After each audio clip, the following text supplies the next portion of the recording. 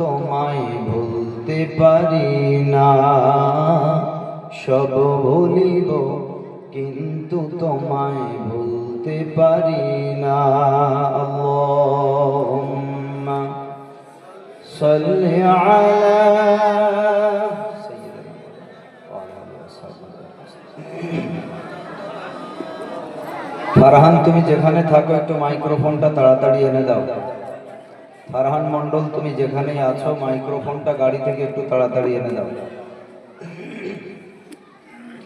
ভুলে যেতে চাইলেও ভোলা যায় না, ভুলে যেতে চাইলেও ভোলা যায় না। আমার জান মদিনা, আমার প্রাণ মদিনা, আমার জান মদিনা, আমার প্রাণ মদিনা। ভুলে যেতে চাইলেও ভোলা যায় না, ভুলে যেতে চাই। ভাই বেশ কমান, আপনাকে বেশ কমাতে বলছি, কানে লাগছে সাউন্ড। দূর থেকে কিভাবে তার সাউন্ড করে সেটা আপনি জানেন না।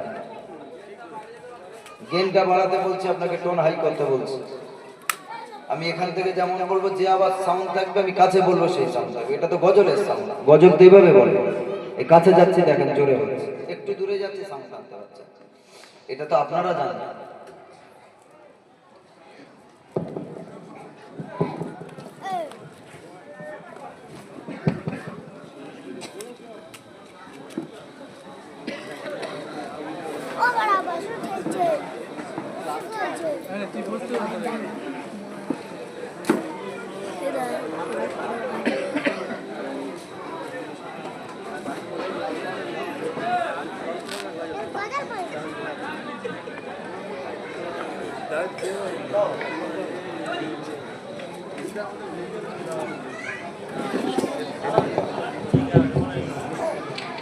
ভুলে যেতে চাইলেও ভোলা যায় না, ভুলে যেতে চাইলেও ভোলা যায় না।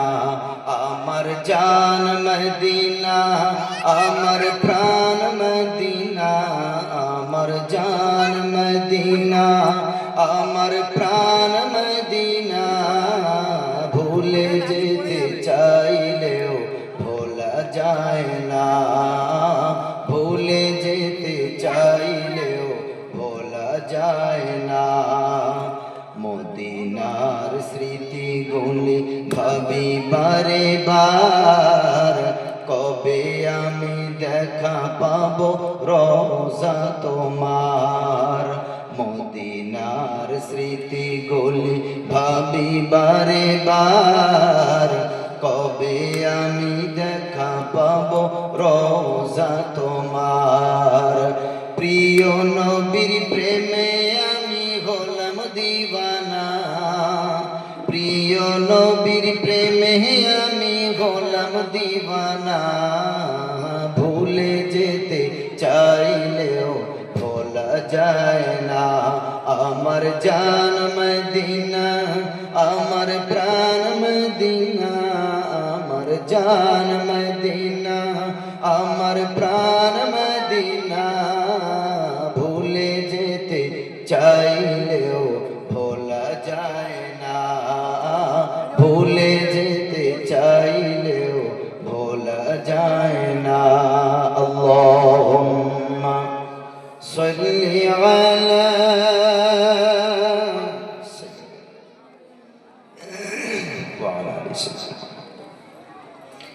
সমস্ত প্রশংসা আল্লাহ সুবহানাহু ওয়া তাআলা, যিনি আমাদেরকে এই এতিমখানা মাদ্রাসার প্রাঙ্গণে, যেখানে মাদ্রাসার বাচ্চারা, মাদ্রাসার হাফেজ সন্তানেরা তারা প্রতিদিন আসরের নামাজ পড়ে যেখানে খেলাধুলা করে, বৃহস্পতিবার শুক্রবার ছুটির দিন যেখানে আসাতাজে গ্রাম সহ টিচার সহ স্টুডেন্টস যারা আছে তারা সকলে এখানে খেলাধুলা করেন। তাদের পায়ের ধুলো যেখানে পড়ে আছে সেই রকম জায়গায় আল্লাহ তাআলা আমাদেরকে বসার সৌভাগ্য দান করেছেন এবং আমাদের সারা দিনের কাজ কমপ্লিট করিয়ে নিয়ে আল্লাহ তাআলা আরামের বিছানা থেকে দূর করিয়ে নিয়ে এই জান্নাতের বাগানে আল্লাহ আমাদের হাজির করিয়েছেন লিতাগফির লাহুম, যাতে করে তিনি আমাদের গুনাহ ক্ষমা করতে পারেন। গুনাহ ক্ষমা করার জন্য আল্লাহ তাআলা এই সুযোগটা আমাদের করে দিয়েছেন। সেই আল্লাহর জন্য আমরা শুকরিয়া জ্ঞাপন করি, বলি আলহামদুলিল্লাহ। তারপরে জানাই শতকোটি দরুদ ও সালাম বর্ষিত হোক আকায়ে নামদার তাজদারে মদিনা মুহাম্মদ সাল্লাল্লাহু আলাইহি ওয়াসাল্লামের নিকট। আল্লাহ তাআলা আমাদের মতো গুনাহগার পাপিষ্ঠ অধম বান্দাদের বান্দীদের পক্ষ থেকে দরুদ ও সালামের ধারা পাক নবীজির কাছে আল্লাহ তাআলা পৌঁছে দিন, বর্ষিত হোক। সকলে প্রাণ খুলে বলুন আল্লাহুম্মা আমিন। আল্লাহর শুকরিয়া। আমার পরে আপনারা দেখবেন আপনাদের এলাকার ফুল বাগান থেকে প্রায় ছয়টা ফুল এমন প্রস্ফুটিত হয়েছে যাদেরকে দেখলে আপনাদের কলিজা ঠান্ডা হয়ে যাবে যে টাকা দিচ্ছেন কোথায়, কোন বাগানে পয়সা খরচ করছেন, বাগানের মালি যারা, পরিচারক যারা, তারা ঠিকভাবে পরিচর্যা করছেন কিনা, বাগানের যারা অর্গানাইজার আছেন, টোটাল বাগানটা যারা পরিচালনা করছেন তারা ঠিকভাবে পরিচালনা করতে পারছেন কিনা, আমার পরেই তার প্রমাণ আপনারা সচক্ষে দেখবেন ইনশাআল্লাহ। এমন একটা দৃশ্য আপনাদের এলাকার মাদ্রাসা থেকে এবছর দেখতে পাবেন। ছোট ছোট একটা মাদ্রাসা, ওই মাদ্রাসা থেকে প্রায় 6 জন সন্তান যারা গোটা কোরআনের হিফজ কমপ্লিট করেছে, আলহামদুলিল্লাহ পড়ে। আরে বহু বড় বড় মাদ্রাসায় 6 জন হাফেজ পাগড়ি পায় না, আর আপনাদের ছোট ছোট একটা ফুল বাগান থেকে 6টা সন্তান পাগড়ি নেবে। কি যেই দৃশ্যটা জান্নাতের দৃশ্য, যেই খেলাটা জান্নাতের খেলা, যেই শান্তি বিরাজ করার দরকার জান্নাতে, যেই নয়ন জুড়ানো দৃশ্য জান্নাতে, সেই দৃশ্য আল্লাহ দুনিয়াতে দেখার মতো একটা আল্লাহ সুযোগ করে দিয়েছেন। জোরে বলেন আলহামদুলিল্লাহ। জান্নাতের মেলা, জান্নাতের খেলা, জান্নাতের আয়োজন দুনিয়াতে এই বাগান থেকে এই বছর হবে। তাহলে আপনারা আনন্দিত? পয়সা খরচ করেছি কোথায়, ঠিকঠাক ভাবে খরচ হয়েছে কিনা, আর যাদের পিছনে খরচ করেছি তারা ঠিকঠাক তৈরি হয়েছে, এটা আপনারা দেখবেন তবে বুঝবেন। আল্লাহ তাআলা ওদেরকে কবুল করুক, সকলে বলেন আমিন। যাদের পায়ের ধুলোর উপরে আমরা বসে আছি সাধারণ মানুষ, আমাদের কি ইজ্জত আর তাদের ইজ্জত কোথায়? আল্লাহ তাআলা আলেমদের ইজ্জত অনেক বাড়ি করেছেন, আলেমদের ইজ্জত আল্লাহ সমুচ্চ করেছেন, সুবহানাল্লাহ পড়েন। কখনো একজন আলেম, একজন বিজ্ঞ আর একজন অজ্ঞ কখনো সমান হতে পারে না, একজন জ্ঞানী আর একজন অজ্ঞ কখনো বারাবার হতে পারে না, সমকক্ষ হতে পারে না। আল্লাহ আলেম আর বেআলেমকে আল্লাহ কম্পেয়ার করেছেন কোরআনের আয়াত দিয়ে, সুবহানাল্লাহ পড়েন। যে তোমরা যারা সাধারণ মানুষ, তোমাদের ইজ্জত আর আলেমের ইজ্জত কখনো সমান না। যারা দুনিয়াতে কষ্ট পেয়ে এলেম অর্জন করেছে তাদের ইজ্জত অনেক বড়, অনেক উঁচু করেছেন আল্লাহ। আল্লাহ রাব্বুল আলামিন বলেন, সম্ভবত 26 নম্বর পারা সূরা মুহাম্মাদে আল্লাহ বলেছেন, কুল হাল ইয়াস্তাবিল্লাযীনা ইয়ালামুনা ওয়াল্লাযীনা লা ইয়ালামুন। সুবহানাল্লাহ। আমরা যারা আলেম হয়েছি, আয়াতগুলো বললাম আমরা প্রাউড ফিল করি, আমরা গর্ববোধ করি যে আমাদের আব্বা মা কষ্ট করে বছরের পর বছর কলিজা থেকে দূর করে, মাসের পর মাস কলিজা থেকে দূর করে আমাদের হাফেজ আলেম করেছে। আমাদের ব্যাপারে তো আল্লাহ কোরআনে আয়াত নাযিল করেছেন, সুবহানাল্লাহ। আলেমদের ব্যাপারে আল্লাহ কোরআনে আয়াত নাযিল করেছেন। যার ব্যাপারে কোরআনে আয়াত নাযিল হয় তার সম্মান কত উঁচু চিন্তা করে দেখেন। রব্বুল আলামিন বলেন, হাবিব আপনি বলে দেন, হাল ইয়াস্তাবিল্লাযীনা ইয়ালামুন, যারা জ্ঞানী, ওয়াল্লাযীনা লা ইয়ালামুন, আর যারা অজ্ঞ, যাদের জ্ঞান আমি আল্লাহ দান করি নাই, হাল ইয়াস্তাবি, তারা কি কখনোই বরাবর হতে পারে? আল্লাহ রাব্বুল আলামিন নিজেই ঘোষণা করেন, জ্ঞানী আর অজ্ঞ কখনো সমান ক্যাটাগরিতে পড়তে পারে না। সুবহানাল্লাহ, সুবহানাল্লাহ। আল্লাহ তাআলা বলেন যারা জ্ঞানী, যাদের কোরআন সুন্নাহর জ্ঞান আছে এবং আমল আছে, তাদের সম্মান আল্লাহ তাআলা অনেক উঁচু করেছেন। কেন তাদের এত সম্মান? আল্লাহ রাব্বুল আলামিন বলেন আমি আল্লাহ তাদের কেমন সম্মান দিলাম। রব্বুল আলামিনের নবীজি সাল্লাল্লাহু আলাইহি সাল্লাম বলেন, কুল কায়নাতের প্রেসিডেন্ট তিনি বলছেন, পয়গম্বর রাহমাতুল লিল আলামিন তিনি বলেন, ইন্নাল মালাইকাতা লাতাদাবু আজনিহাতাহা লিতালিবিল ইলমি রিদন। আল্লাহর নবী সাল্লাল্লাহু আলাইহি সাল্লাম বলেন, যখন কোন আলেম, যখন কোন হাফেজ রাস্তা দিয়ে যখন হেঁটে যায়, তাদের পায়ের তলায় আল্লাহর নূরের সম্মানের ফেরেশতা তাদের ডানা দুটি বিছিয়ে দেয়। লিতালিবিল ইলমি রিদন, ইলম ওয়ালাদেরকে, ইলম অন্বেষণকারী যারা, আল্লাহর রাসূল বলছেন তাদের সম্মানার্থে আল্লাহর ফেরেশতারা আজনিহাতাহা তাদের ডানা সমূহগুলো তাদের পায়ের তলায় পিছিয়ে তাদের ইজ্জত দেয়। জোরে বলেন সুবহানাল্লাহ। আরে যাদের ইজ্জত দেয় ফেরেশতারা, তারা তাদের ইজ্জত সাধারণ মানুষ দেয় না কোন লজ্জা। আলেম যদি কোনো ভুল করে, মসজিদের ইমাম যদি কোনো ভুল করে, মাদ্রাসার কোনো বাচ্চা যদি কোনো ভুল করে, হুজুরদের চোখে আঙুল দিয়ে দেখিয়ে দেয় এই বাচ্চা মানুষ করছো, এজন্য তোমাদেরকে দান করছি। এই রকম করে মাদ্রাসার ছেলে ভুল করলে ওস্তাদদের কথা শুনতে হয়। আমরা তো ফেরেশতা না, আমরাও তো রক্ত মাংস পড়া মানুষ, আমরাও তো আপনাদের মতো মানুষ। শুধু ইলমের কারণে আল্লাহ সম্মানের জায়গাটা ভিন্ন দিয়েছেন, তাছাড়া চোখ, নাক, মুখ যা আছে আপনার তা আছে আমাদের।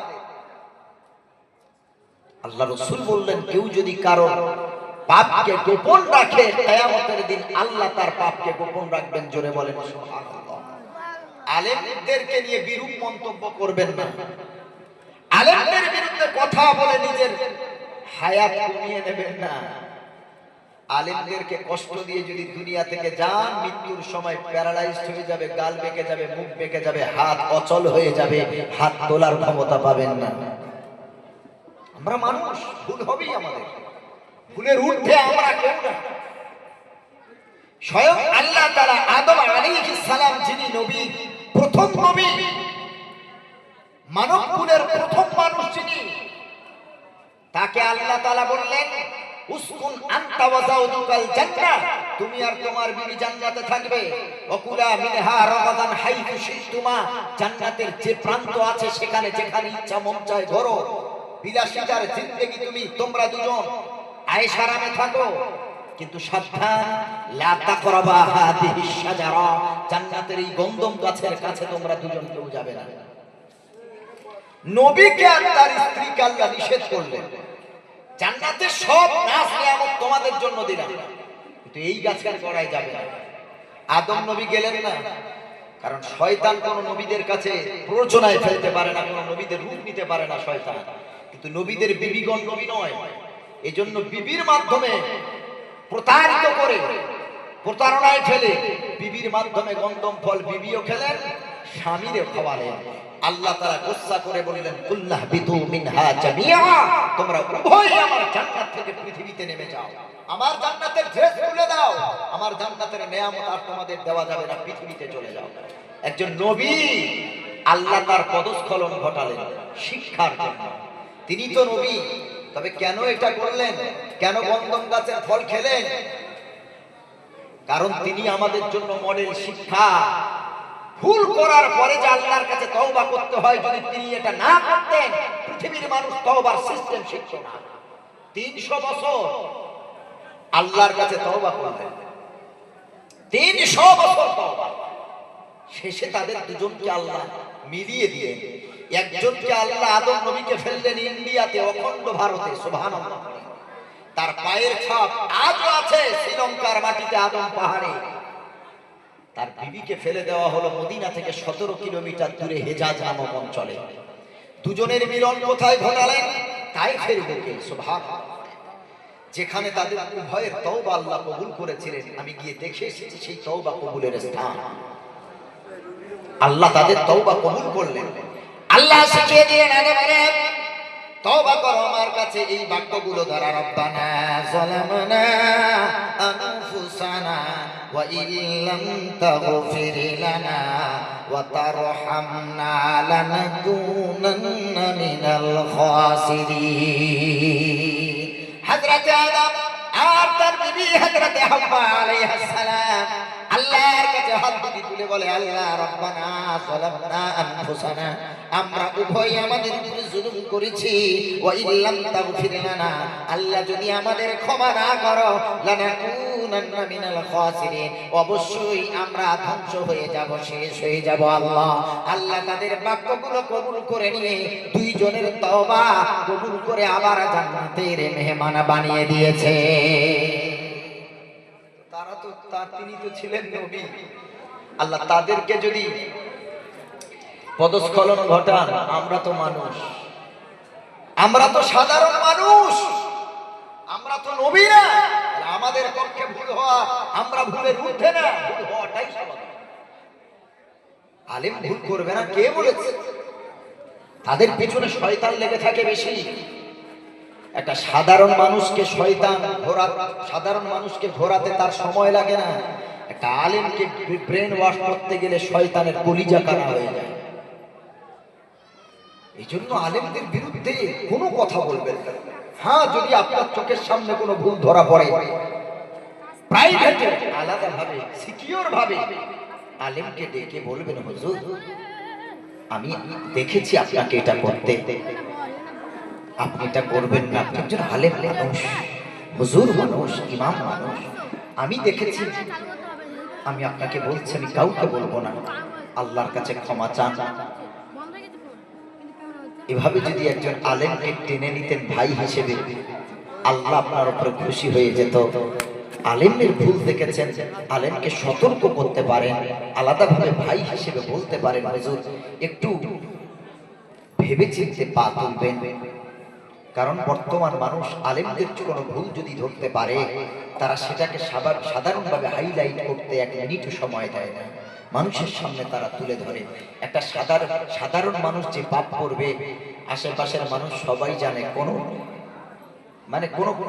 পাত্তাই দেয় না, বুক উঁচু করে ঘুরে বেড়ায়, পাপ করেও তারা লজ্জাবোধ নাই, অনুতপ্ত হয় না।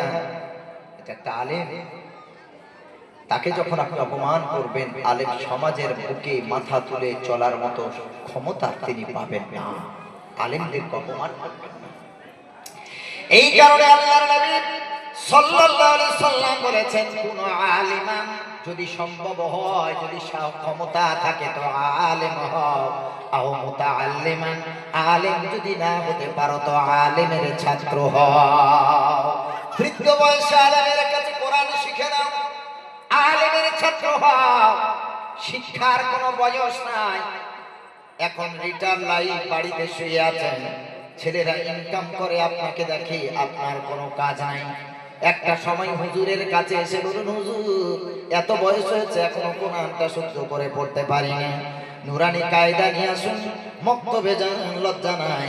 1 মাস 2 মাস 3 মাস 4 মাস, একটা সময় আপনিও নুরানি কায়দা শেষ করে আল কোরআন পড়তে শুরু করবে। আল্লাহর নবী সাল্লাল্লাহু আলাইহি সাল্লাম বলেন, হয় আলেম হও, না হয় আলেমের ছাত্র হও। নাম্বার 3, আও মুস্তামিয়ান, আলেমেরকে নেতৃত্ব দাও, তার নেতৃত্বে তুমি চলো, তাদের পরামর্শে তুমি চলো। হতে পারো ডাক্তার, হতে পারো ইঞ্জিনিয়ার, হতে পারো সাংবাদিক, সাহিত্যিক, হতে পারো তুমি কাতিব, লেখক, রাইটার, হতে পারো তুমি কোন উচ্চ পদস্থ কর্মী, জেনারেল এডুকেটেড তুমি, কিন্তু ধর্ম সম্পর্কে তুমি জানো না। এই ধর্ম সম্পর্কে কিভাবে চলতে হয়, নিজের জীবনটা চালাতে হয়, এটা শেখাবে নবীদের উত্তরসূরি আলেমেরা। আলেমকে নেতৃত্ব দাও, তার নেতৃত্বে তুমি চলো। তোমার পরামর্শে আলেম নয়, আলেমের পরামর্শে তুমি চলবে। আও মুস্তামিয়ান, আলেম যখন জলসা করবে, কোন আলোচনা করবে, আলেমের কথা মন দিয়ে গুরুত্ব সহকারে শুনবে। নাম্বার 4, যদি শুনতেও ভালো না লাগে, রাসূল বলেছেন, আলেম আলেমের নামে গীবত না, আলেমের নামে কোনো কুমন্তব্য না। মুহিব্বান, আলেমকে কলিজা দিয়ে ভালোবাসো, অন্তর দিয়ে ভালোবাসো, ভাইয়ের মতো দেখো। এই চারের ভিতরে কোনো একটা তুমি হও, কিন্তু ফালা তাকুনিল খামিস, 5 নম্বরটা অ্যাপ্লাই করো না। হয় আলেম, না হয় আলেমের ছাত্র, না হয় আলেমের কথা শোনো, না হয় তাকে কলিজা দিয়ে ভালোবাসো। চারের ভিতরে থাকো, পঞ্চমটা তালাশ করো না, কারণ পঞ্চম রাস্তাটাই হলো শয়তানের। পঞ্চম রাস্তা হলো শয়তানের রাস্তা। ভাইরা আমার, এই হাদিসের শেষ অংশে রাসূল বলেছেন মুসাফাহাতাহু, আলেমকে যেখানে দেখতে পাবে তাদের হাতের সাথে করমর্দন করো, মুসাফা করো। রাসূল বলেছেন মুসাফা করে যখন উভয়ের হাত একে অপরের হাত থেকে পৃথক হবে, ওই পৃথক হওয়ার আগে আগে আল্লাহ ওই উভয়ের সগীরা গুনাহগুলো আল্লাহ মাফ করে দেন। সালাম দেবে, সালাম দিয়ে হাত টেনে নেবে।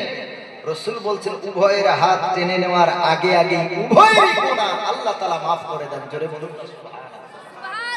আলেমকে সম্মান করতে বলা হয়েছে হাদিস, কারণ কাদের ভিতরে আল্লাহ জ্ঞান দিয়েছেন, কোরআনের জ্ঞান, সুন্নাহর জ্ঞান, হাদিসের জ্ঞান আল্লাহ তাদের দিয়েছেন। আল্লাহ রাব্বুল আলামিন বলেন ইয়ারফানিল্লাহু আল্লাযীনা আমানু মিনকুম ওয়াল্লাযীনা উতুল ইলমা দারাজাত।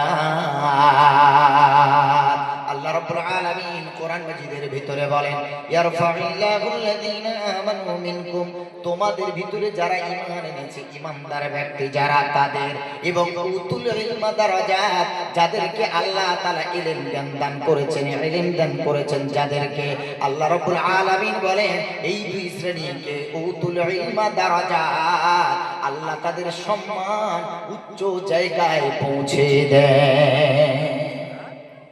যারা ঈমানদার এবং যারা আলেম, যাদেরকে ইলম আল্লাহ দান করেছেন, আল্লাহ তাআলা বলেন ইয়ারফাইল্লাহু আল্লাযীনা আমানু মিনকুম ওয়াল্লাযীনা উতুল ইলমা দারাজাত, আল্লাহ তাদের উচ্চ স্থান, সম্মানের সর্বোচ্চ চূড়ায় আল্লাহ তাদের উন্নীত করেন। জোরে বলেন সুবহানাল্লাহ। ঈমানদারদেরও সম্মান দিয়েছেন আল্লাহ। হাজার লক্ষ মানুষ, কোটি মানুষ ঈমান নাই, বেনামাজি। যদি বলে নামাজ না পড়লে ঈমান থাকে না, জিনা থাকে না। রাসূল বলেছেন লা ঈমানা লিমান লা সালাতা লাহু, যার নামাজ নেই তার ঈমান নেই। তুমি কি করে বলতে পারো আমি নামাজ পড়িনি তো কি আছে, আমার ঈমান আছে? রাসূল বলছেন নামাজ ছাড়া ঈমান থাকে না। নবীজি বললেন মান তারাকা সালাতান মুতাআম্মিদান ফাকাদ কাফার, যে ইচ্ছাকৃতভাবে নামাজ ছাড়বে সে ঈমানদার থাকে না, সে কাফের হয়ে যায়। এটা রাসূলুল্লাহর হাদিস, সহিহ হাদিস। এই হাদিসগুলো তো কাটার মতো ক্ষমতা কারণ নেই। এই জন্য ঈমানদারদের সম্মান আল্লাহ দিয়েছে। আকাশেতে লক্ষ তারা, এক চাঁদের আলো, আকাশেতে লক্ষ তারা, এক চাঁদের আলো, আর লক্ষ কোটি মানুষের চেয়ে একজন ঈমানদার আল্লাহওয়ালা ভালো। কোটি কোটি মানুষ বেঈমান, আল্লাহর কাছে কোনো মূল্য নেই। একজন যদি ঈমানদার হয় তো আল্লাহর কাছে তার উচ্চ স্থান আছে, আল্লাহ তার সম্মান দিয়েছে। এরপর আল্লাহ রাব্বুল আলামিন বলেন আমি আলেমদেরকে কেন সম্মান দিলাম, আলেমদের পায়ের তলায় কেন আল্লাহর ফেরেশতারা নূরের ডানা বিছিয়ে তাদেরকে ইজ্জত দান করেন। আল্লাহ এর কারণ 22 নম্বর পারা সূরা ইয়াসিন যেই পৃষ্ঠা শুরু হয়েছে তার আগের পৃষ্ঠা, আল্লাহ তাআলা বলেছেন 17 নম্বর পৃষ্ঠা 22 নম্বর পারা আল্লাহ রাব্বুল আলামিন বলেন ইন্নামা ইয়াখশাল্লাহা মিন ইবাদিহিল উলামা। তোমরা জানো আমি আলেম ওলামা হাফেজদেরকে কেন এত সম্মান দিয়েছি? কারণ হলো একটা, সারা পৃথিবীতে আল্লাহর যত বান্দা আছে তাদের ভিতরে কেবলমাত্র আল্লাহ আলাদাভাবে বললেন কেবলমাত্র আলেম ওলামাগণ আল্লাহকে বেশি ভয় করেন। জোরে বলেন সুবহানাল্লাহ। তারা আল্লাহকে বেশি ভয় করেন বলেই আল্লাহ তাদের ইজ্জত দিয়েছেন অনেক বেশি। তারা ভুল করে, কিন্তু যখন ভুল বুঝতে পারে আল্লাহর কাছে তাহাজ্জুদের নামাজটা পড়ে আবার আল্লাহর কাছে ক্ষমা চায়, তওবা করে, আল্লাহ আমি শয়তানের ধোকায় পড়ে এই পাপটা করে ফেলেছি। আল্লাহ গো, আমি তো আলেম, আমি তো হাফেজ, আমার সিনাতে তুমি কোরআন লোড করে দিয়েছো, আমি এই কাজটা কি করে করলাম? আল্লাহ, আমি নিজের ইচ্ছাই করিনি। আল্লাহ গো, শয়তানের ধোকায় পড়ে হয়ে গেছে, তুমি ক্ষমা করে দাও। আলেম ওলামা আল্লাহকে বেশি ভয় করে, আল্লাহর কাছে তওবা করে। আপনি যেই ভুলটা এলাকায় ছড়িয়েছেন, হয়তো আলেম ওলামা তওবার মাধ্যমে আল্লাহ তার সেই ভুলটা ক্ষমা করে দিয়েছেন। ক্ষমাকৃত ভুল নিয়ে আপনি এলাকায় ছড়াচ্ছেন। যে ভুল ক্ষমা করে দিয়েছেন আল্লাহ, সেই ভুল নিয়ে আপনি ছড়াচ্ছেন। আল্লাহর নবী করিম সাল্লাল্লাহু আলাইহি সাল্লামকে জিজ্ঞেস করা হলো, মা হিয়াল গীবা ইয়া রাসূলুল্লাহ, গীবত কাকে বলে? আল্লাহর নবী সাল্লাল্লাহু আলাইহি সাল্লাম বলেন, আয-যিকরু আখাকা বিমা ইয়াকরাহু, তোমার ভাইয়ের সম্পর্কে এমন কিছু কথা বলা যেটা সে শুনলে কষ্ট পায়। এমন কথা বলা যেটা শুনলে সে কষ্ট পাবে। ওয়াইলুল লিকুল্লি হুমাযাতিল লুমাযা, চাই তুমি সামনে বলো, চাই তুমি পিছনে বলো। সামনে যদি কেউ কাউকে অপমান করে সেটাও গীবত, পিছনে যদি কেউ বলে সেটাও গীবত হয়ে যায়। কারো সামনে অপমান করছে, কেউ কানা, এক চোখে দেখতে পায় না, তার সুন্দর একটা নাম তার বাপ মা রেখেছে, কিন্তু নাম ধরে না ডেকে আপনি কানা বলে ডাকলেন, ও কলিজায় কষ্ট পেল। কারোর একটা হাত খোঁড়া, একটা হাত নেই, বিকলাঙ্গ, তার একটা সুন্দর নাম আছে, আপনি তাকে হাত ভাঙা বলে ডাকলেন। কার পা একটা খোঁড়া হয়ে গেছে, ভেঙে গেছে, একটা পা কেটে গেছে, আপনি তাকে খোঁড়া বলে ডাকলেন। তার বাপ মা তো একটা সুন্দর নাম দিয়েছে। কারোর একটু দাঁতটা উঁচু, তাকে আপনি ধেধু বলে ডাকলেন। কেন? কেউ একটু রঙে চাপা, একটু কালো, তার একটা সুন্দর নাম আছে, আপনি তাকে কালো বলে কেন ডাকলেন? কেউ কানে একটু ভালো শুনতে পায় না, তার একটা সুন্দর নাম আছে, নাম ধরে ডাকলে তার সম্মান বাড়ে, তার ভালো লাগে, আপনি তাকে কালা বলে কেন ডাকলেন? আল্লাহ তাআলা বললেন, শোনো, বিসাল ইসমুল ফুসুক বাদাল ঈমান, ঈমান আনার পরে কাউকে আর খারাপ নাম ধরে তুমি ডেকো না, খারাপ নাম ধরে ডেকে ফাসিক হয়ো না তুমি। লা তাজলিমু আনফুসাকুম ওয়া লা তানাবাসু বিল আলকাব, নিজের উপরে জুলুম অপবাদ দিও না। আর মানুষকে ওয়ালা তানাবাসু বিল আলকাব, মানুষের খারাপ লকবে, খারাপ উপাধিতে খারাপ নাম ধরে ডেকো না, আল্লাহ নিষেধ করলেন। পারা নাম্বার 26, সূরার নাম সূরা হুজুরাত। আল্লাহ নিষেধ করেছেন এগুলো এভাবে হয়। আর আমরা মানুষকে কত, কেউ যদি একটু বেঁটে হয়, খাটো হয়, আমরা তাকে বেঁটে বলে ডাকি, খাটো বলে ডাকি। হযরত আয়েশা হুমায়রা রাদিয়াল্লাহু তাআলা আনহা একজনকে বেঁটে বলে ডাকলেন, নবী ধমক দিয়ে বলে, আয়েশা তুমি রুজু করো, তুমি ফিরিয়ে নাও তোমার কথা। এ আয়েশা, তুমি তোমার কথা উইথড্র করো, যার নামে বলেছো ক্ষমা চাও। আমি নবী বলছি, তোমার এই কথাটা যদি আমি সমুদ্রের ভিতরে ফেলে দিই, সমুদ্রের গোটা পানি নষ্ট হয়ে যাবে। চিন্তা করেছেন নবীর স্ত্রী আয়েশা, তার ব্যাপারেও নবী কত কঠোর, কাউকে খারাপ কথা বলা যাবে না। আল্লাহ তাআলা বললেন, আইয়ুহিব্বু আহাদুকুম আন ইয়াকুলা লাহমা আখিহি মাইতান ফাকারিহতুমু ওয়াত্তাকুল্লাহ ইন্নাল্লাহা তাওয়াবুর রহিম। আল্লাহ তাআলা বলেন, তোমাদের ভিতরে কেউ কি পছন্দ করবে তার যে ভাইটা মারা গেছে, মরে যাওয়া ভাইয়ের গোশত খেতে? তার কোন ভাই কি পছন্দ করবে? মরা ভাইয়ের গোশত কেউ খাবে? আল্লাহ বলেন, না, ফাকারিহতুমু, সে অবশ্যই এটা অপছন্দই করবে। সুতরাং গীবত করা যাবে না। গীবত এমন একটা পাপ, তুমি নামাজ পড়েছো, রোজা করেছো, হজ করেছো, যাকাত দিয়েছো, সাদকা দিয়েছো, পিতামাতা খেদমত করেছো, মাদ্রাসা বানিয়েছো, মসজিদ বানিয়েছো, জনকল্যাণমূলক অনেক কাজ তুমি করেছো, স্বেচ্ছাসেবক তুমি, মানুষের অনেক সেবামূলক কাজ করেছো তুমি। আল্লাহ রাসূল বললেন, তুমি যদি গীবত করো, যার নামে গীবত করেছো, তুমি যে গীবত করলে, তোমার এই ভালো কাজের সব সওয়াবগুলো আল্লাহ তার আমল নামায় লিখে দেবে। কি দরকার?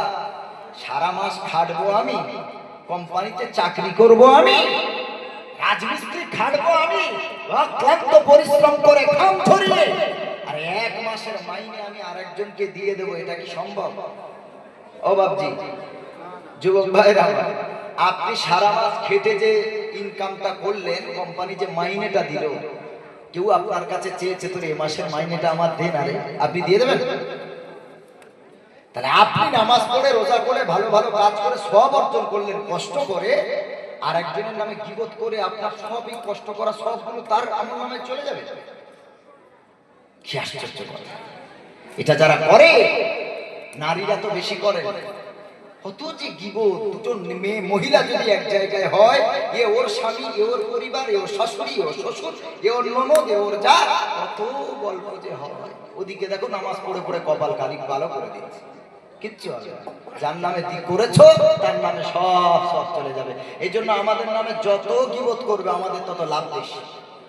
করুন গীবত। কিয়ামতের দিন দুই শ্রেণীর মানুষকে আল্লাহ তুলবেন। একজন অনেক নামাজ কালাম সব কিছু করেছে, জিকির আজকার। কিয়ামতের দিন আল্লাহ তার বিরুদ্ধে আরেক দলকে দাঁড় করাবেন। বলবে, তোর নামাজের সব ওকে দে, তোর রোজার সবটা আরেকজনকে দে, তোর হজের সবটা আরেকজনকে দে, তোর সাদকার সবটা আরেকজনকে দে। দিতে দিতে দিতে দিতে ওর ভান্ডার খালি হয়ে যাবে, ওর আমলনামা শেষ। ও বলবে, আল্লাহ এটা কেমন বিচার হলো? আল্লাহ তাআলা বলেন, আলাইসাল্লাহু বিআহকামিল হাকিমিন, আমি তো সঠিক বিচারক। লিমানিল মুলকুল ইয়াউম, আজকের দিনের রাজত্ব আমি আল্লাহ আমার। আজ আমি যা বলবো যে ফয়সালা দেব, ওটাই ফাইনাল। আমি ন্যায় বিচারক। তুমি পৃথিবীতে এই মানুষদের গীবত করেছিলে, তাই তোমার সওয়াবগুলো তাদেরকে দিয়ে তারা যাবে জান্নাতে আর তুমি যাবে জাহান্নামে। সেদিন কি করবেন? পৃথিবীতে আল্লাহ রাসূল বললেন, মান সামাতা নাজা, যে যত চুপ থাকবে সে তত নাজাত পাবে। ওই জবানটাকে যত চুপ রাখবেন, কথা যত কম বলবেন, রাসূল বললেন তত গুনাহ থেকে হেফাজত হতে পারবে। আল্লাহর নবী সাল্লাল্লাহু আলাইহি ওয়াসাল্লাম বলেন, মাইয়াজমানলি মা বাইনা রিজলাইহি ওয়া মা বাইনা লাহইয়াইহি। আল্লাহর নবী সাল্লাল্লাহু আলাইহি সাল্লাম বলেন, তোমার জবান আর তোমার দুই পায়ের মাঝখানের লজ্জাস্থানের হেফাজতের গ্যারান্টি যদি আমি রাসূল আমারে দাও, জেনে রাখো আজমাল্লাহুল জান্নাহ। তুমি যদি আমারে কথা দাও, আমাকে নিশ্চয়তা দাও, ইয়া রাসূলুল্লাহ আপনার হাদিস মেনে নিয়েছি, আজ থেকে আমি জবান কন্ট্রোল করব, আমার লজ্জাস্থানকে আমি হেফাজত করব, অপব্যবহার করব না। আখেরি পয়গম্বর আলাইহিস সালাম বলেছেন, এই দুটো জিনিসের গ্যারান্টি যদি রাসূলকে তুমি দিতে পারো, নবীজি বলেন আজমাল্লাহুল জান্নাহ, আমি রাসূল তোমার জান্নাতের গ্যারান্টি হাতে নিয়ে নিলাম। সুবহানাল্লাহ, সুবহানাল্লাহ। এই জবানটা কন্ট্রোল করা খুব কঠিন। কত মানুষ মিথ্যা কথা বলে, কত মানুষ এই জবান দিয়ে গীবত করে, কত পাপ করে। এই জবানটাকে হেফাজত করুন। জবান হেফাজত করবেন, অটোমেটিক্যালি গুনাহ থেকে আপনি মুক্ত থাকবেন। আল্লাহ নবীজির কাছে একজন এসে বললেন, ইয়া রাসূলুল্লাহ আমি অনেকগুলো পাপ করি, তবে সব পাপ একসাথে ছাড়তে পারবো না। যে কোনো একটা ছাড়তে বলুন। আমি জিনা করি, মদ পান করি, সুদ খাই, মিথ্যা কথা বলি, আরো বহু পাপ আছে আমি করি, সব আমার দ্বারাই ছাড়া সম্ভব না। একটা বলুন আমি ছাড়ব। আপনার হাতে হাত দিয়ে কথা দেব আমি ওই পাপটা। বড় বড় পাপ আছে, রাসূল সাল্লাল্লাহু আলাইহি সাল্লাম সেগুলো ছাড়তে বললেন না, শুধু একটা পাপ বললেন, এ আল্লাহর বান্দা আমার উম্মত, আজ থেকে তুমি মিথ্যা বলা ছেড়ে দাও। লোকটি অবাক হয়ে গেল, আমি এত বড় বড় পাপ করি আর আমাকে সামান্য মিথ্যা বলতে ছাড়তে বললেন রাসূল। ঠিক আছে হাবিবাল্লাহ, ইয়া রাসূলুল্লাহ এই হাতে হাত রাখলাম, কথা দিলাম আজ থেকে মিথ্যা বলবো না। রাসূলুল্লাহর হাতে হাত দিয়ে কথা দিলেন। এরপরে যখন মদের বোতল তুলেছেন, মনে মনে চিন্তা হলো, আমি বাড়িতে যদি যাই, আমার বিবি যদি জিজ্ঞেস করে তুমি কি মদ পান করেছো, আমার বন্ধু বান্ধব যদি জিজ্ঞেস করে তুমি কি মদ পান করেছো, আমার সম্মান বাঁচাতে গিয়ে মিথ্যার আশ্রয় নিতে হবে। আমি মদ পান করেও বলতে হবে যে না, মদ আমি পান করিনি। কিন্তু নবীজির হাতে হাত দিয়ে আমি কথা দিয়েছি, আমি জীবনে মৃত্যু পর্যন্ত মিথ্যা বলবো না। মিথ্যাকে বাঁচাবার জন্য, মিথ্যা থেকে হেফাজত হবার জন্য মদের বোতল রেখে দিয়েছে, মদ পান করে না, জিনা করতে গিয়েছে। মনে মনে চিন্তা হলো, আমাকে যদি কেউ সকালে জিজ্ঞেস করে তুমি কি জিনা করেছো, নবীজির হাতে হাত দিয়ে কথা দিয়েছি মিথ্যা বলবো না। আমার সম্মান বাঁচাতে গিয়ে মিথ্যার আশ্রয় আমারে নিতে হবে। আমি আজ থেকে মিথ্যা থেকে দূরে সরার জন্য জিনাও ছেড়ে দিলাম। কিছুদিন পরে হাবিবুল্লাহর কাছে এসেছে, নবীজি বলেন খবর কি রে সাহাবী? আল্লাহর নবীর ওই সাহাবী বলেন ইয়া রাসূলুল্লাহ ইয়া হাবিবাল্লাহ, আপনি এমন হিকমত দিয়ে এমন একটা পাপ থেকে আমারে দূর করিয়েছেন, ওই একটা পাপের উপরে ডিপেন্ড করে আমার জীবনের সব পাপগুলো আমার আল্লাহ দূর করে দিয়েছে। সুবহানাল্লাহ। এজন্য মিথ্যা বলা সব থেকে বড় পাপ। মিথ্যা ছাড়ুন, সব পাপ ছেড়ে যাবে। এই জবানটার হেফাজত করুন, এই জবান দিয়ে ভালো ভালো কথা বলুন। পৃথিবীতে মানুষকে যদি ভালো কিছু শিখিয়ে দিয়ে যেতে পারেন, আপনি ইন্তেকাল করে কবরে চলে যাবেন, আপনার কাছ থেকে যে আল্লাহর বান্দা বান্দি ভালো কিছু শিখলো, সে যতদিন আমল করবে তুমিও ততদিন দুনিয়াতেও সওয়াব পাবে, কবরেও সওয়াব পাবে। সুবহানাল্লাহ। খারাপ শেখাবে না। এক এক ফ্যামিলি আছে, বাচ্চাদের সামনে মা বাপেরা এমন গালাগালি করে, গালমন্দ করে, অবাক হয়ে দেখি। কি আশ্চর্য কথা! বাচ্চারা তো তাদের প্রথম শিক্ষা লয় তো তাদের ঘর। তারা তো বাপ মার কাছ থেকে শিক্ষা অর্জন করবে। প্রথম স্কুল, প্রথম বিদ্যালয় তো তার ঘর। তারা তো বাপ মাকে ফলো করে, বাপ মা কেমন চলছে আমিও তেমন চলবো। ছোট্টবেলায় মাটা যখন নামাজ পড়ে, 1.5 বছরের বাচ্চা, 2 বছরের বাচ্চা গুড় গুড় করে হাঁটে, মায়ের পাশে গিয়ে মা নামাজ পড়ে, ও দাঁড়ায়, ও রুকু করতে পারে না, মা রুকু করে, ও মাথা ঘুরিয়ে দেখে মা কি করছে দেখি, মা রুকু করে, ও কোমর ভাঙতে পারে না, সোজা শুয়ে পড়ে, শুয়ে পড়ে তাকিয়ে তাকিয়ে দেখে আমার মা কি পড়ে, মায়ের ঠোঁটটা বিড় বিড় করে নড়ে, ও ঠোঁট নাড়ায়, মা নিয়ত করে, ও এমন করে নিয়ত করে। সুবহানাল্লাহ। ও মাকে ফলো করছে। আর অনেক নির্লজ্জ বাপ আছে, তারা বাচ্চাদের সামনে ঘরে বসে বসে বিড়ি খায়, সিগারেট খায়, আর বাচ্চাটা বাপের দিকে তাকিয়ে তাকিয়ে দেখে যে আমার বাপ আমারে সবকিছু দেয়, কিন্তু যেটা খায় ওটা তো কোনোদিন আমারে দেয়নি। ও এখন কথা বলতে শিখে গেছে। ও বলছে আব্বু ওটা কি খাচ্ছ আব্বু, আমার একটু দেবে? ওর বাপ মুচকি হেসে বলে বাবা বড় হ, এটা তোমাদের বাচ্চা তো তাই খেতে নেই। নির্লজ্জ বাপ তুমি। শিক্ষকের নেই ইষ্টের টান, কে যোগাবে ছাত্রের প্রাণ। শিক্ষক যদি ভালো না হয়, বাপ মা যদি ভালো না হয়, গাছ যদি ভালো না হয়, তার সেই গাছের ফল ভালো আশা করা যায় না গো। বাপ মা ভালো হন, সন্তান এমনি ভালো হয়ে যাবে। বাপ মা ভালো হন। 2 বছর আগে জয়নগরের ওদিকে শিখিরহাট বলে একটা জায়গা আছে, ভিতরে একটা মসজিদে জলসা করছে। বাথরুমে যাব, দেখছি বাথরুমে কে যেন আছে, আওয়াজ দিলাম, একটু পরে একটা বাচ্চা বেরোলো, খুব জোর। ওকে দেখে মনে হলো ওর বয়স 7 বছর, 6 থেকে 7 বছর বয়স হবে। ছেলেটা হাতে বিড়ি খেতে খেতে বাথরুম থেকে আপনার কিনা বার হচ্ছে ওয়াশরুম থেকে। আমি অবাক করে হাতটা ধরলাম, বলে এই তোর নাম কি? কি যেন একটা নাম বলেছিল। বয়স কত? বলে 7 বছর। আমি বললাম তোর আব্বা বিড়ি খায়? বললো হ্যাঁ হুজুর খায়। আমি চিন্তা করলাম হায় রে খোদা, ওর বাপ যদি বিড়ি করে হয়তো সন্তান বিড়ি করে হবে না। মদ খায়নি এই বয়সে, ওর বাপের কপাল ভালো। ওর ছেলে 7 বছরে যে মদ পান করেনি, ওর বাপের কপাল ভালো। বৃদ্ধ বয়সে ওই ছেলের কাছে ভাত, ওই ছেলের কাছে ভালোবাসা, ওই ছেলের কাছে সম্মান, ওই ছেলের কাছে শ্রদ্ধা পাবে। বিয়ে করার আগে তোমার আলাদা করে দেবে। বিয়ে তো বহুত দূর কি বাত হয়, শাদি ওয়াদি। ওর আগে তোমার আলাদা করে লিখে রেখে দাও। যার ভিতরে দ্বীনের ইলম নেই, কোরআন সুন্নাহর ইলম নেই, পিতামাতার মর্যাদা কাকে বলে ও বুঝবে না, পিতামাতার সম্মান কারে বলে ও বুঝবে না। এই জন্য করে জেনারেল শিক্ষার সাথে সাথে দ্বীনের শিক্ষার প্রয়োজন আছে না নেই? আছে। জেনারেল শিক্ষা, মুসলমানের সন্তান ডাক্তার হবে, মাস্টার হবে, ইঞ্জিনিয়ার হবে, এটা তো আমাদের গর্ব, আমাদের ইজ্জত, দেশের সম্মান, জাতির সম্মান। তারা হাফেজ হবে। আমারই অনেক বন্ধু বান্ধব তারা এখন স্কুল মাস্টার, অনেকে ডাক্তার, অনেকে ইঞ্জিনিয়ার, তারা কোরআনের হাফেজ আলেম। তারপরেও আলহামদুলিল্লাহ, তারপরেও আপনার সন্তানটা কেন পারবে না? আপনি চেষ্টা করুন, ঠিক লাইনে দিন। ও হাফেজ হবে, আলেম হবে, জেনারেল এডুকেটেড হবে, ও জেনারেল শিক্ষিত হবে। সমাজের বুকে বর্তমানে চলতে গেলে জেনারেল শিক্ষার অতি প্রয়োজন আছে। জেনারেল শিক্ষার অতি প্রয়োজন আছে। একটা মানুষ অমুসলিম ভাই বোনেরা তারা এখন জেনারেল শিক্ষিত অনেক বেশি, তারা আপনাকে ইংরেজিতে একটা গালমন্দ করবে, খারাপ কটু বাক্য বলবে, তার জবাব আপনি ইংরেজিতে দিতে পারবেন না, তখন চুপ করে দেখতে হবে। সে আপনাকে ঠাট্টা করবে, বিদ্রুপ করবে, তখন যাবেন কোথায়? এজন্য বর্তমানে বাংলা ইংরেজি এগুলো দরকার আমাদের, বর্তমানে আরবির পাশাপাশি এটা দরকার। মাদ্রাসাতেও পড়ুক, স্কুলেও ভর্তি করে রাখুন। পরীক্ষার 2 সপ্তাহ আগে বাচ্চাটাকে মোটামুটি তৈরি করে নেবে।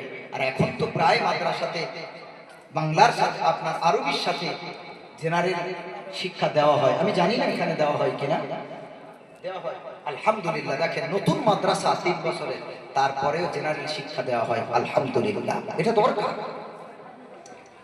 একটা সময় এমন ছিল মাদ্রাসা থেকে হাফেজ মাওলানা বার হতো, তার পরিচয়টা ঠিকভাবে লিখবে, ঠিকভাবে লিখতে পারত না, এত স্পেলিং ভুল ছিল, এত বানান ভুল।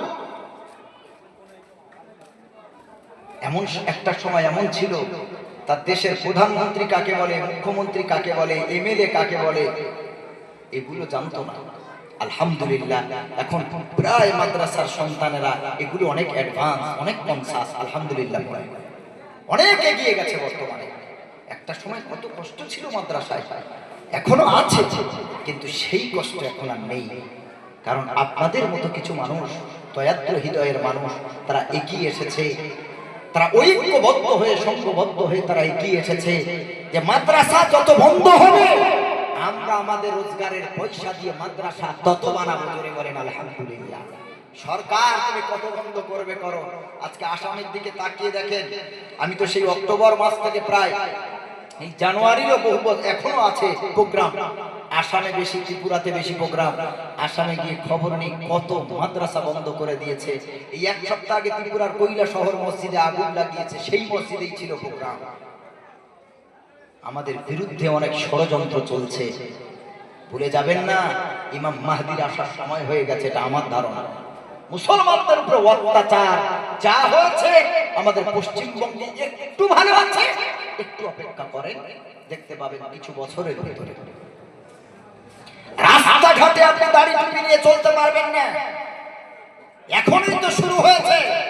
ক্যানিং থানার অন্তর্গত তালদি, নাকি তালদি থানার অন্তর্গত, এই কদিন আগে মুসলমান ছেলে গাড়ির ড্রাইভার, নামটা জিজ্ঞেস করলো, বেচারি নামটা বললেন, মুসলমানের নাম দেখে এমন মারা মারলো, চুরির অপবাদ দিয়ে মেরে স্পট ডেথ করে দিয়ে ওখান থেকে পায়ে দড়ি বেঁধে টানতে টানতে নিয়ে যাচ্ছে। কোথায় আছে? এটা সবে শুরু। মুসলমানদের যতক্ষণ ঐক্যবদ্ধ না হবে মার খেয়ে মরতে হবে, জেনে রাখুন। আবার যুদ্ধ হবে, আবার রক্তক্ষয়ী যুদ্ধ হবে, ধর্ম বাঁচাবার যুদ্ধ হবে। আমরা চাই আমরা মিলেমিশে মহব্বতের সাথে একই দেশে থাকবো। বর্তমানে বহু মানুষ তারা চাইছে না, আমরা কেন শুধু আমরা থাকবো, মুসলমানেরা অন্য দেশে চলে যাবে। তারা এই দেশের নাগরিক না। আজকেই খবরে দেখলাম যেই রিপাবলিক বাংলার যে চ্যানেল আছে, ওর সাংবাদিক যে শয়তানটা ময়ূখ রঞ্জন ঘোষ, ময়ূখ, ও আজকে এসআইআর এর লাইনে ওকে হেয়ারিং ফেলেছে। ও নথিপত্র যা কিছু ছিল, ডকুমেন্টস সবকিছু নিয়ে বেচারি লাইন দিয়েছে। এতদিন ও বলছিল হেয়ারিং দরকার, এসআইআর দরকার, রোহিঙ্গাকে থাকতে দেওয়া হবে না, বাংলাদেশিকে পাকিস্তানিদেরকে থাকতে দেওয়া হবে না, এটা মুসলমানদের করুক, কারণ মুসলমানরা রোহিঙ্গা। সাম্প্রদায়িক বিষ ঢুকিয়ে দিয়েছে রিপাবলিক বাংলা চ্যানেল। আজকে তাকে লাইন দিতে হয়েছে। কি আশ্চর্য কথা। কমেন্টসে সেই রকম সবাই বলছে যে এতদিন তো এত কথা বলে এসেছো, একই বৃন্দে 2টি কুসুম, হিন্দু মুসলমান, কুসুম নিয়ে ওকে এখন ডাউন করে দিচ্ছে। সব বিচার আল্লাহ। এই বিচার কার? বিচার আল্লাহ। মা তাশাউ ওয়া তুযিল্লু মা তাশাউ বিয়াদিকাল খায়র ইন্নাকা আলা কুল্লি শাইইন কাদির। আল্লাহ আল্লাহ তাআলা বলেন আমি আল্লাহ তোমার ইজ্জত দানের মালিক, আমি আল্লাহ তোমার বেইজ্জতির মালিক। আমি আল্লাহ যদি চাই তোমার ইজ্জত তোমাকে সম্মানওয়ালা বানাতে পারি, আবার আমি আল্লাহ যদি চাই বেইজ্জতিও করতে পারি।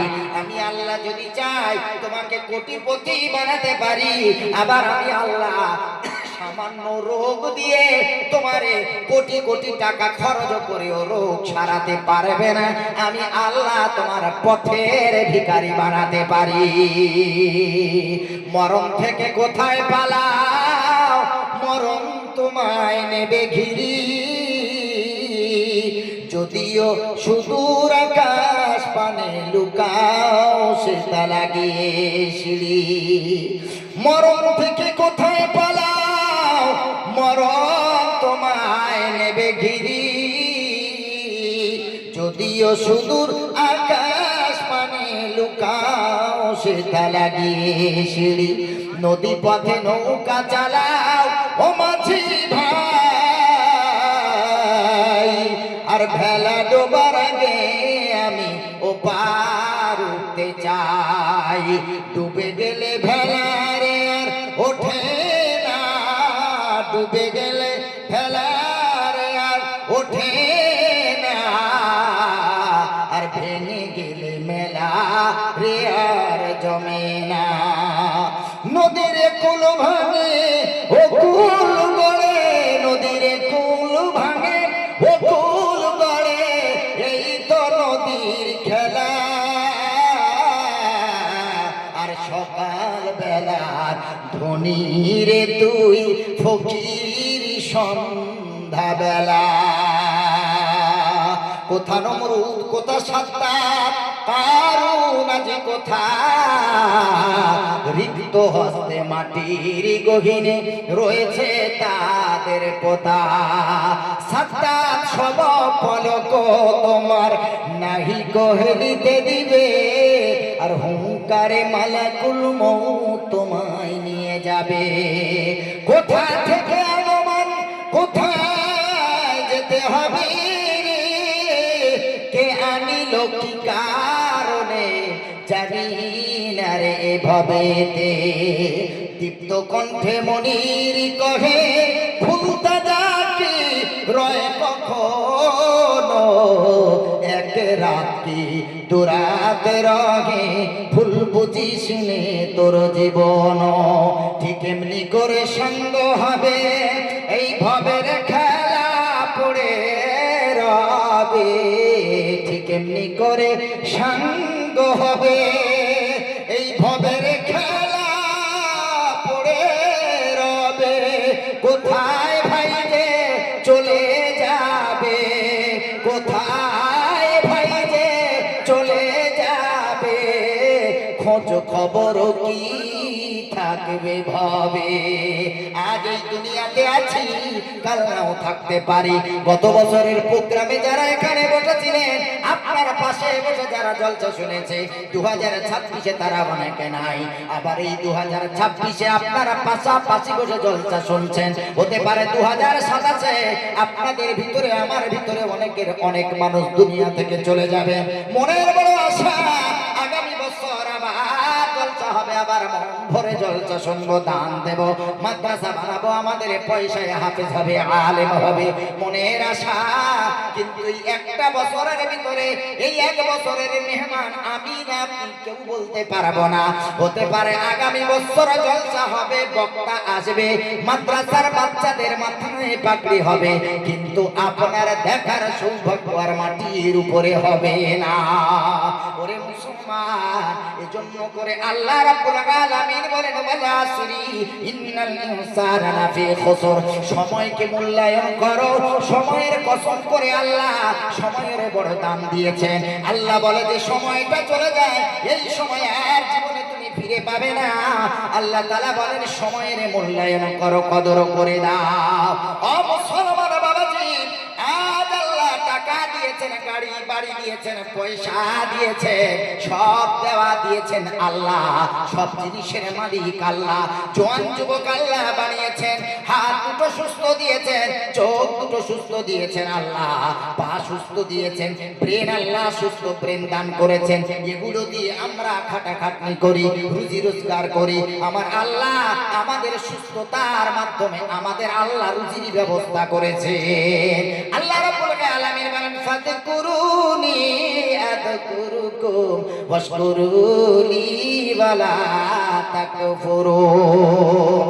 2 নম্বর পারা 2 নম্বর পৃষ্ঠা আল্লাহ তাআলা বলেন, এ বান্দা, আমার নিয়ামত খাবার পর, আমার দেওয়া রুজি তুমি গ্রহণ করার পর তুমি আমারে স্মরণ করো। আমি আল্লাহ, আমাকে যদি স্মরণ করতে পারো রে বান্দা, আমি আল্লাহ তোমারে স্মরণ রাখবো। ওয়াশকুরুলি, আর আমি আল্লাহ আমার শুকরিয়া আদায় করো রে বান্দা। ওয়ালা তাকফুরুন, আমি আল্লাহ আমারে তুমি ভুলে যেও না। যেটা দিয়েছেন আল্লাহ, এটা আল্লাহর রাস্তায় ব্যয় করতে হবে। আল্লাহর জিনিস আল্লাহর রাস্তায় দেবেন। আল্লাহ তাহলে কি দেবেন? ফাইযাইফাহু লাহু, যতটুকু আল্লাহর রাস্তায় দেবেন তার ডবল আল্লাহ আপনার রুজির মাধ্যমে আল্লাহ বাড়িয়ে দেবেন। জোরে বলেন সুবহানাল্লাহ। বহু টাকা রোজগার করে, মাস শেষে থাকে না, কারণ বারবার দামি মোবাইলটা খারাপ হয়ে যায়। যে গাড়ি কিনেছে, অটো, টোটো, ভ্যান, যাই বলেন, বাইক, বারবার গ্যারেজে নিয়ে যেতে হয়, বারবার মেকানিককে দেখাতে হয়, পয়সাগুলো চলে যাচ্ছে। বাড়ির বাচ্চাটা সুস্থ থাকে না, বারবার ডাক্তারের কাছে যেতে হয়, ডাক্তার দেখাতে হয়। নিজের শরীর সুস্থ থাকে না, বারবার ডাক্তার দেখাতে হয়। বিবির শরীর সুস্থ থাকে না, বারবার ডাক্তার দেখাতে হয়। এটা হলো বিবরকত। বরকত নাই, রোজগার আছে, রুজি আছে, বরকত নাই। এভাবে টাকাগুলো শেষ করে দেবেন আল্লাহ। কিন্তু যখন আল্লাহ রাস্তায় ব্যয় করবেন, আল্লাহ তাআলা তখন মোবাইলও ভালো রাখবেন, গাড়িগুলোও ভালো রাখবেন, বাচ্চাকেও ভালো রাখবেন, বিবিকে ভালো রাখবেন, আমাদের ভালো রাখবেন, গোটা পরিবারের অল মেম্বারসকে আল্লাহ তাআলা ভালো রেখে ওই যে রোজগারের সম্পদ আল্লাহ তাতে বরকত বাড়িয়ে দেবেন। জোরে বলেন সুবহানাল্লাহ। এই যে এক্সট্রা খরচগুলো হতো, দানের মাধ্যমে খরচ আল্লাহ করাবেন না। আল্লাহর নবী বলেন, as-সাদাকাতু তারুদ্দুল বালা ওয়া তাজিদু ফিল উমরি। যারা সাদাকা দেয় তাদের দুটো লাভ হয়। একটা আল্লাহর নবী বলেন, তার as-সাদাকাতু তারুদ্দুল বালা, বালা মুসিবত দুনিয়া থেকে চলে যায়, আল্লাহ তার পরিবার থেকে আল্লাহ তার বালা মুসিবত দূর করে দেন, রোগ ভালো করে দেন, পেরেশানি দূর করে দেন আল্লাহ। নাম্বার 2, ওয়া তাজিদু ফিল উমরি।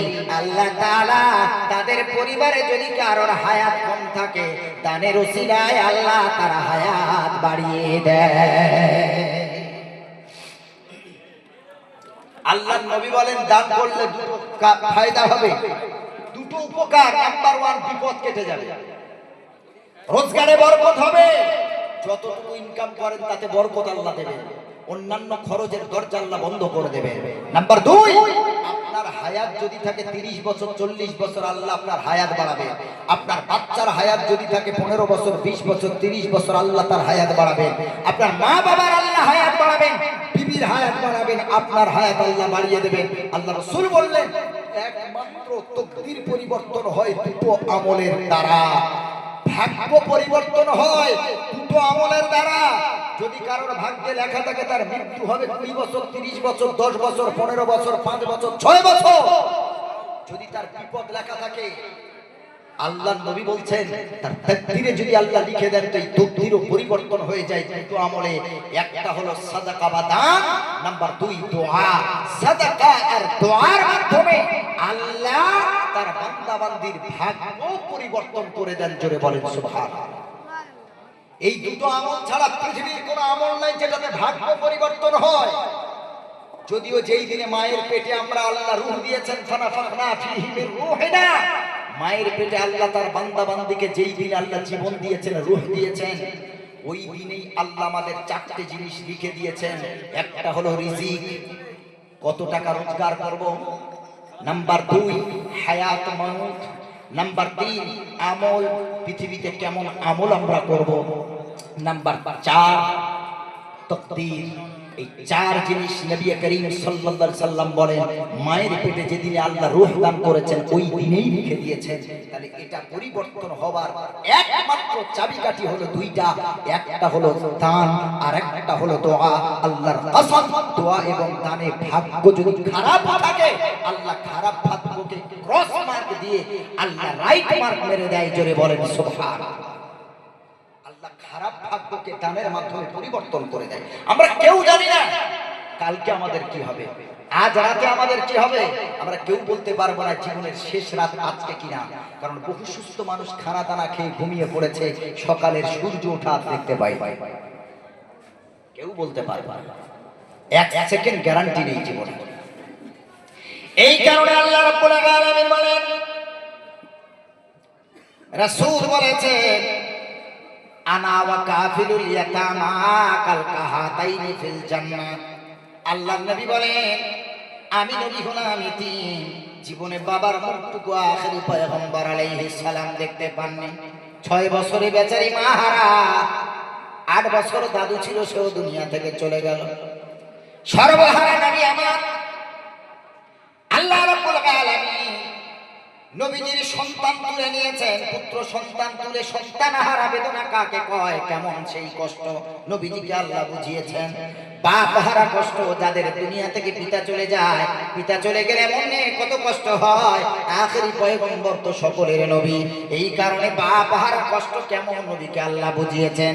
মা দুনিয়া থেকে চলে গেলে কলিজায় কেমন কষ্ট হয়, আল্লাহ রাব্বুল আলামিন নবীর মা তুলে নিয়ে নবীজিকে আল্লাহ বুঝিয়েছেন। ওরে মুসলমান, অসহায় গরীব হলে কেমন কষ্ট সেটাও আল্লাহ তার রাসূলকে বুঝিয়েছেন। ভাই গো আমার, আল্লাহর নবী অসহায়কে বড় ভালোবাসতেন, গরীবকে বড় ভালোবাসতেন, এতিমকে বড় ভালোবাসতেন। এতিমের বাপ আর নাই, মা থেকেও নাই, এমন এতিমকে আল্লাহর নবীর পুত্র সন্তান নাই। আল্লাহর নবী কুড়িয়ে পাওয়া ছেলেকে নবীজি বলেন তুই আমার সন্তান। বাপ ইন্তেকাল করেছে, শহীদ হয়ে গেছে, মা দ্বিতীয় বিয়ে করেছে, কেউ তাকে ভালোবাসে না। সৎ বাপ যদি মা একটু ভালোবাসে ওই সন্তানটাকে, সৎ বাপ তার স্ত্রীকে প্রহার করে মারে। রাস্তায় বসে আছে, মা ঈদের রাতে পাঠিয়ে দিয়েছে, চাঁদ রাতে, যা চলে যা রে বাবা, ঈদের দিন তোরে আমি ভালোবাসতে পারবো না, তোর বাবার ভয়, ঈদের দিন আমারে মারবে, কষ্ট দেবে আনন্দের দিনে। মদিনার রাস্তায় গিয়ে তুই দাঁড়িয়ে থাক, আখেরি পয়গম্বর ছাড়া তোর কলিজার কষ্ট তুই কাউকে শেয়ার করবি না। ছোট্ট 6-7 বছরের ছেলে, চোখ ভরা পানি, গায়ে ভালো কাপড় নেই। নবীজি ঈদের দিন হেঁটে হেঁটে যাচ্ছে, বাচ্চাটা ডেকে বলছে আপনি কি নবী? বলছে হারে বাবা আমি নবী। কথা শুনে হাউ হাউ করে কেঁদে ফেলেছি, ইয়া রাসূলুল্লাহ সেই ভোরের বেলা থেকে আমি এখানে বসে আছি, কত মানুষকে জিজ্ঞেস করলাম তোমরা কি নবী, সবাই বলে না। আমার মা বলে দিয়েছে আমার কষ্ট আপনাকে ছাড়া কাউকে বলতে না। বলো বাবা তোর চোখে পানি কেন বাবা? ছোট্ট বাচ্চাটা বলছে ও নবী আমার তো পৃথিবীতে বাপ নেই গো নবী, আমি তো ইতিম, তাই আমি বাবার আদর আমি পাই। আমার মা আছে কিন্তু আমার সৎ যে বাপ, আমার মা যদি আমার একটু ভালোবাসে, আমার বাপ আমার মাকে অনেক মারে, আমার চোখের সামনে অনেক কষ্ট দেয়। তাই চাঁদ রাতে আমার মা তুলে দিয়ে বলেছে যা মোহাম্মদ ছাড়া তোর কেউ মূল্যায়ন করতে পারবে না, আমেনার লাল ছাড়া তোর কেউ মূল্যায়ন করতে পারবে না। বাবা তুই চলে যা, মদিনার রাস্তায় গিয়ে বসে থাক, ওই রাস্তা দিয়ে যখন মোহাম্মদ যাবে তার কাছে গিয়ে তুই কষ্টের কথাগুলো বলবি। নবী গো আমার পৃথিবীতে বাপ নেই, মা তো থেকেও নেই, তাই আপনার দ্বারস্থ হয়েছি, আপনার কাছে পাঠিয়ে দিয়েছে।